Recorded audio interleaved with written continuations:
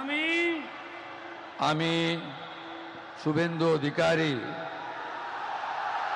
ঈশ্বরের নামে শপথ করিতেছি যে বন্ধুরা, বাংলার রাজনীতিতে ৯ই মের ব্রিগেড যেন শুধু একটা শপথ গ্রহণ অনুষ্ঠান ছিল না।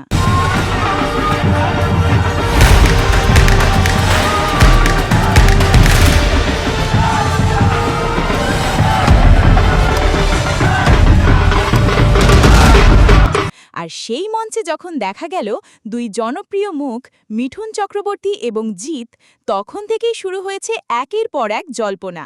কারণ একটা বিষয় সবাই লক্ষ্য করেছে, এই দুই তারকা বহু বছর ধরেই বাংলার মানুষের আবেগের সঙ্গে জড়িয়ে থাকলেও তারা কখনো সরাসরি তৃণমূলের ঘনিষ্ঠ মুখ হয়ে ওঠেননি।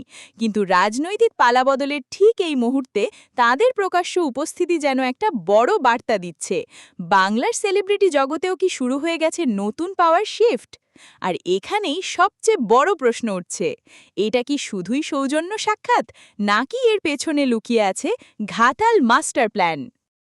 বিশেষজ্ঞদের একাংশ মনে করছেন বাংলার রাজনীতিতে এখন শুধুমাত্র রাজনৈতিক নেতাদের মুখ নয়, দরকার জনমানুষে প্রভাব ফেলতে পারে এমন সাংস্কৃতিক আইকনদেরও।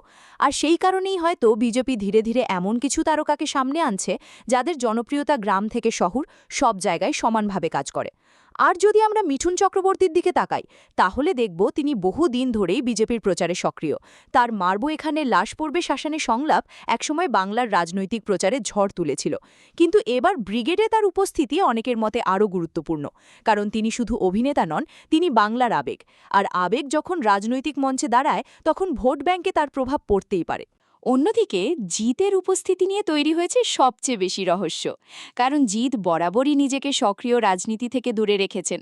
তাই হঠাৎ এমন ঐতিহাসিক অনুষ্ঠানে তার উপস্থিতি অনেকের কাছেই সিম্পল ভিজিট বলে মনে হচ্ছে না।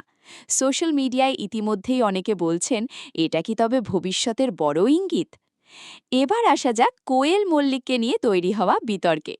সোশ্যাল মিডিয়ায় নানা দাবি ঘুরছে যে তিনি নাকি তৃণমূলের হয়ে রাজনৈতিক ময়দানে সক্রিয় হতে চেয়েছিলেন।